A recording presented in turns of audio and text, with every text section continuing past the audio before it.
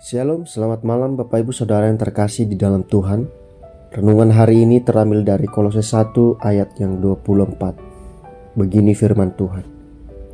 Sekarang aku bersukacita bahwa aku boleh menderita karena kamu, dan menggenapkan dalam dagingku apa yang kurang pada penderitaan Kristus, untuk tubuhnya, yaitu jemaat. Bapak Ibu dan Saudara, fokus hidup seseorang sangat menentukan bagaimana ia memandang dan bertindak dalam kehidupannya. Fokus hidup seseorang juga menentukan apa yang diberitakan melalui lidah bibirnya.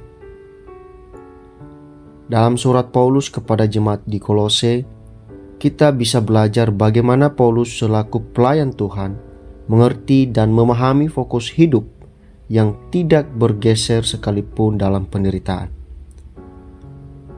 Apa fokus hidup dan pelayanannya?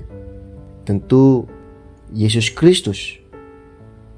Yesus Kristus menjadi fokus atau pusat kehidupannya, dan Kristus yang senantiasa diberitakannya. Di dalam ayat 24 ini dikatakan, sekarang aku bersukacita bahwa aku boleh menderita karena kamu. Bapak, Ibu, dan Saudara, ini adalah perspektif ilahi dalam memandang penderitaan dalam pelayanan, dan sangat berbeda dengan sudut pandang yang ditawarkan dunia. Secara umum, manusia menolak penderitaan. Tetapi Paulus berkata, sekarang aku bersukacita bahwa aku boleh menderita karena kamu. Mengapa? Di sini Paulus menyadari bahwa hidupnya bukan lagi miliknya, tetapi milik Kristus. Dan hidup yang Paulus hidupi sekarang di dalam daging adalah hidup oleh iman dalam Yesus yang telah mengasihinya dan menyerahkan dirinya untuknya. Inspirasi Yesus yang menyerahkan diri dalam penderitaan untuk kepentingannya memampukannya untuk bersukacita dalam penderitaan demi kepentingan orang yang dia layani. Dalam menanggung penderitaan dari orang-orang yang menentang dan menolak Kristus, Paulus tidak menyerah dan berputus asa melayani Tuhan. Nah, Bapak, Ibu, dan Saudara, seperti teladan Kristus yang rela menderita demi kepentingan kita, demikian juga dalam pelayanannya, Paulus rela menderita demi kepentingan jemaat Tuhan. Bagaimana dengan kita?